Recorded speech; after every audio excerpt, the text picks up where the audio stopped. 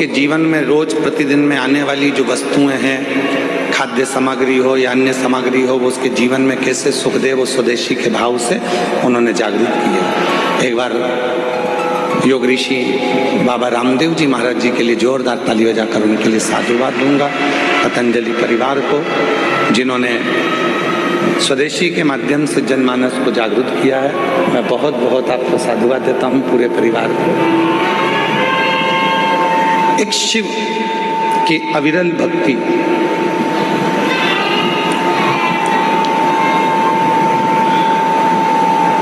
और भगवान देवादिदेव महादेव का जो भजन है, भगवान देवादिदेव महादेव का जो स्मरण है,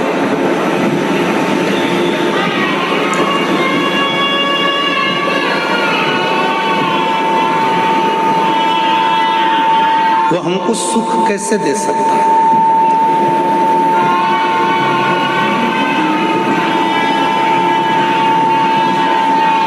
तैतीस कोटि देवता में केवल एक देवादिदेव महादेव हैं जो आपसे कभी कोई वस्तु की चाह नहीं रखते।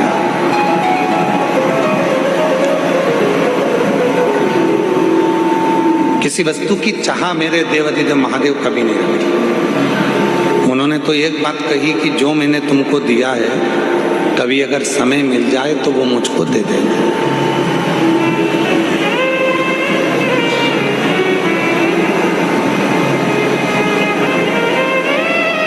और भगवान देवादिदेव महादेव ने हमको क्या दिया? ये चित्त, ये मन, ये आत्मा। हे बाबू, आवाज बढ़ा उधर की।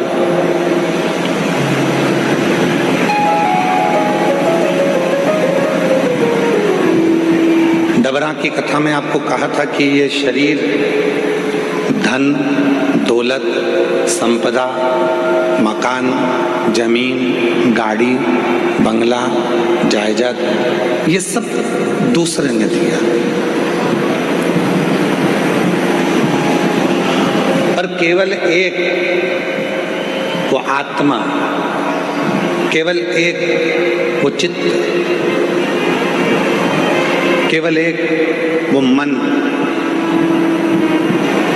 केवल एक वो प्राण देने वाला कोई दूसरा नहीं होता, वो देवादिदेव महादेव ही होता है।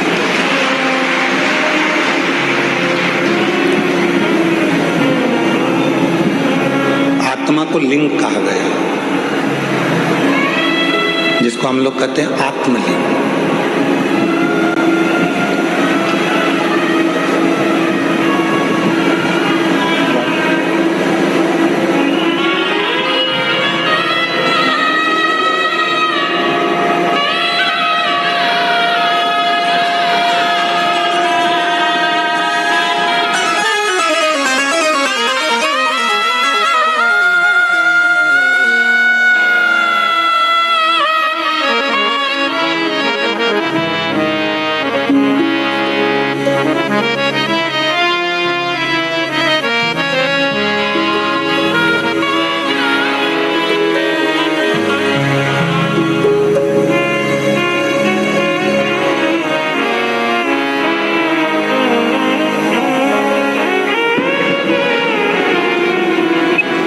आत्मा को लिंग कहा गया, जिसको हमारे यहाँ कहते हैं आत्मलिंग।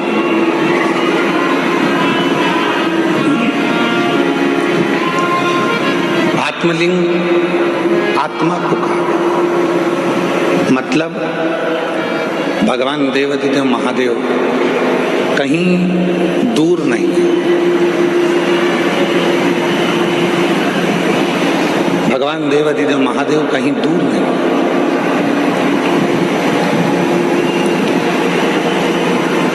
भगवान शिव तो हमारी इस आत्मा के रूप में विराजमान।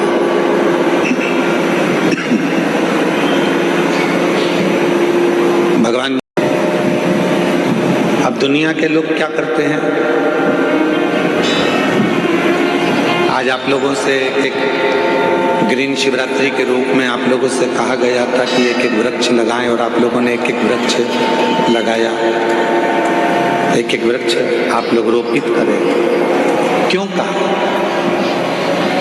हमारा और आपका शरीर रहेगा रहेगा जितने दिन है, पर हमारे और जाने के बाद भी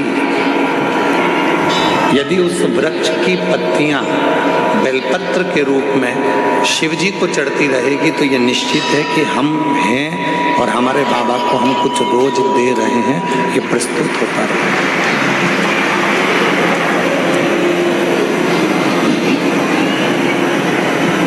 शिव दूर नहीं है। आवाज क्लियर करो, थोड़ी सी गूंज रही है, उसको क्लियर करके। देवादिदेव महादेव दूर नहीं है।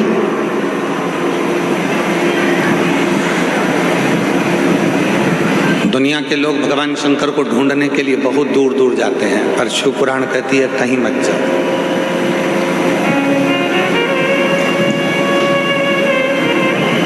और मैंने तेरे ही भरोसे बाबा, तेरे ही भरोसे हवा बिच उड़ती बाबा, डोर हटो छठी कटड़ी भोले में तेरी शंभू में तेरी हवा बिच उड़ती जागी बाबा, डोर हटो छठी कटी जागी भोले में तेरी पतंग शंभू में तेरी। शिव कथा कहती है आत्मा लिंग है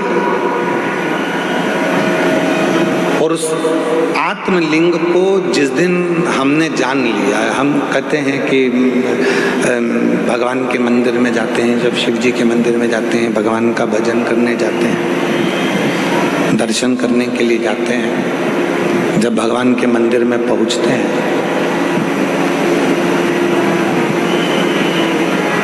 क्यों कहते हैं कि लोग कि गुरुजी एक लोटा जल और सारी समस्या का हल, ऐसे कैसे हो सकता है?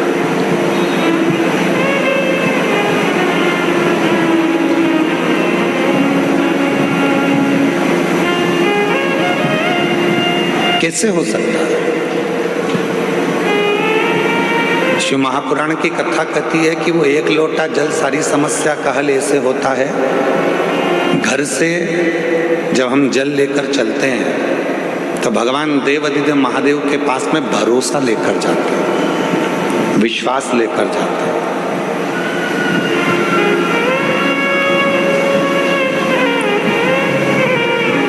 ये आत्मलिंग जब शिवलिंग के सामने जाता है और आत्मलिंग और शिवलिंग के बीच में जो जल चढ़ाया जाता है, जो जल चढ़ता है, वो आत्मलिंग और शिवलिंग के विश्वास को, भरोसे को दृढ़ कर देता है।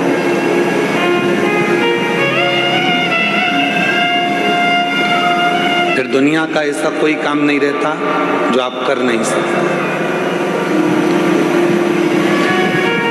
दुनिया का ऐसा कोई कार्य नहीं होगा जो आप कर नहीं पाओगे, फिर वो कार्य पूर्ण होता ही, वो कार्य सफल होता ही।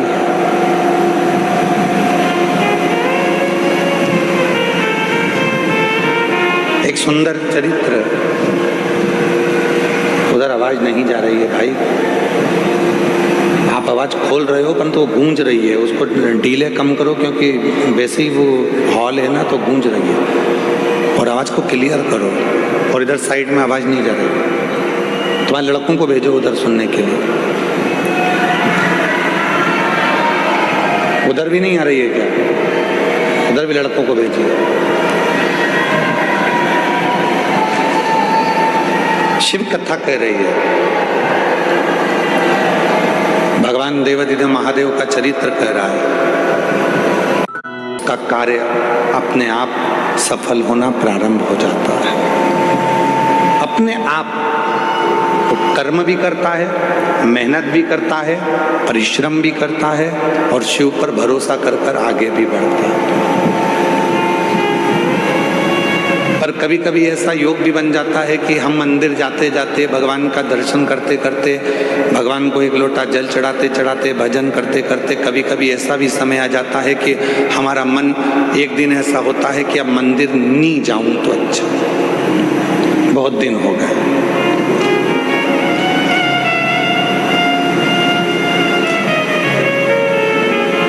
रोज कथा सुनते हो, प्रतिदिन कथा को श्रवण करते और कभी कभी मन ऐसा भी कर जाता है कि अब 2-4-8 दिन अभी जरा मैं अभी कथा नहीं सुनूंगी, अभी मैं सीरियल देखूंगी, नाटक देखूंगी, कभी कभी मन करता है।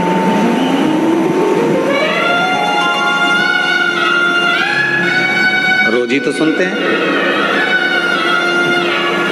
प्रतिदिन तो श्रवण करते हैं। तो अब मैं कथा ना सुनकर मैं नाटक देखूंगी, सीरियल देखूंगी। आवाज गूंज रही है, खींच के बोलना पड़ रहा है, आवाज को क्लियर करो आवाज।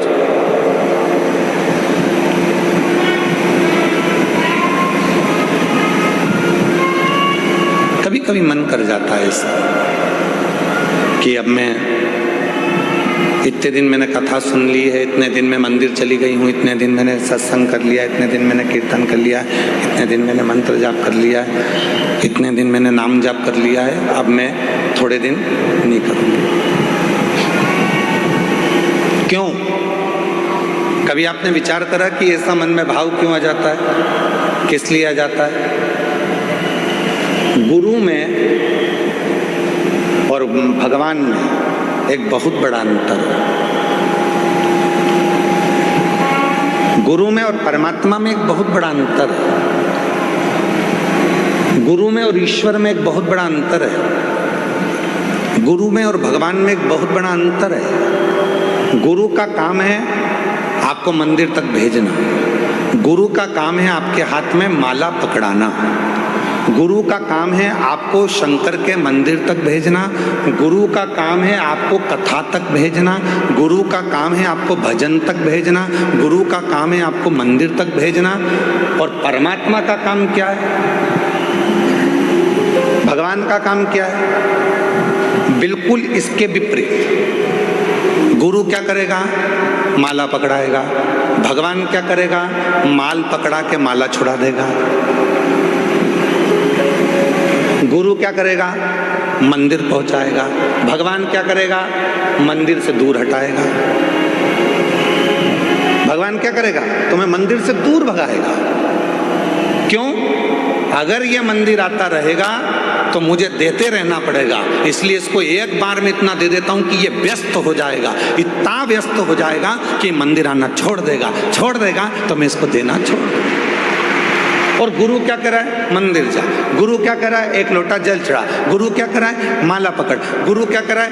कथा सुनो, रोज सुनो, 15 मिनट सुनो, 5 मिनट सुनो, 10 मिनट सुनो, 15 मिनट सुनो, 20 मिनट सुनो, पर प्रतिदिन कथा सुनो, ये गुरु कह रहा है। और भगवान क्या कर रहा है? इसको आज ऐसी फिल्म में उलझाऊंगा कि आज की कथा पूरी इसकी छुड़ा दूंगा। कथा छूटी तो कहते ना, तू बोला मैं चला, विक्रम बेताल।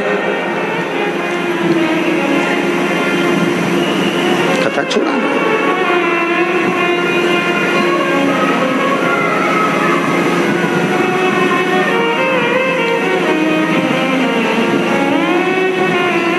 गुरु मंदिर भेज रहा है, गुरु शिवालय तक भेज रहा है, गुरु परमात्मा के पास भेज रहा है, गुरु सत्संग में भेज रहा है, गुरु परमात्मा की भक्ति में भेज रहा है। और परमात्मा मंदिर को छुड़ा रहे हैं, माला छुड़ा रहे हैं, सत्संग छुड़ा रहे हैं, भजन छुड़ा रहे हैं।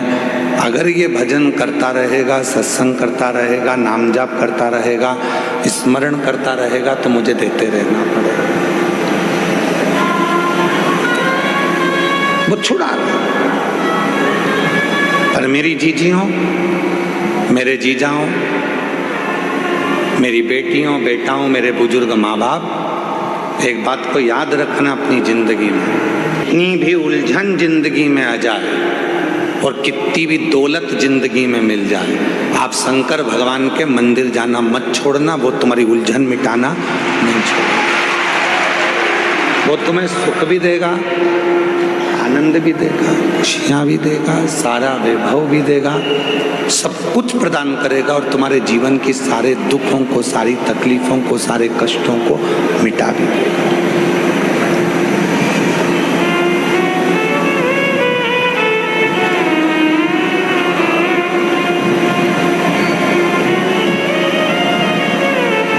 दूसरे पर करा हुआ भरोसा टूट सकता है, पर परमात्मा पर करा हुआ भरोसा कभी नहीं टूटता, कभी। अभी एक सीरियल देख रहे थे आर्य जी, तो किसी ने हमको बताया कि गुरुजी 14 फरवरी को कोई सा डे था, और तुम लोगों को ज्यादा स्मरण में, हमको भी है पर हम बोलना नहीं चाहते। एक सीरियल दिखाया था, उसमें एक छोरा उसको कुछ फूल देने गया, उसने उसको लात मारी तो वो शिव जी के मंदिर में पहुंच गया। ऐसा वो छोटा सा सीरियल था।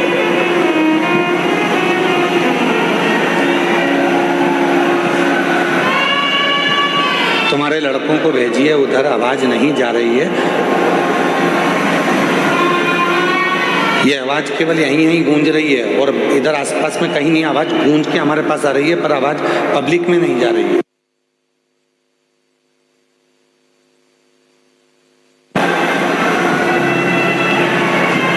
तो हमने देखा कि उस सीरियल में उन्होंने लात मारी और लात मारने के बाद वो व्यक्ति शिव मंदिर चले गए।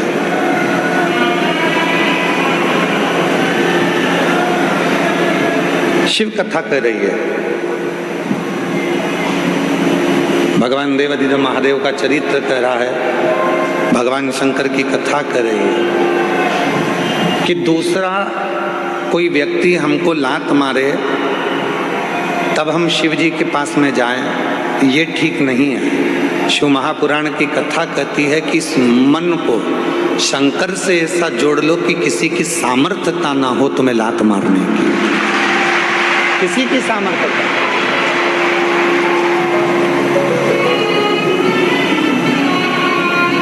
माननीय प्रधानमंत्री जी, भारत सरकार के नरेंद्र भाई मोदी जी ने कहा है कि आत्मनिर्भर भारत हो।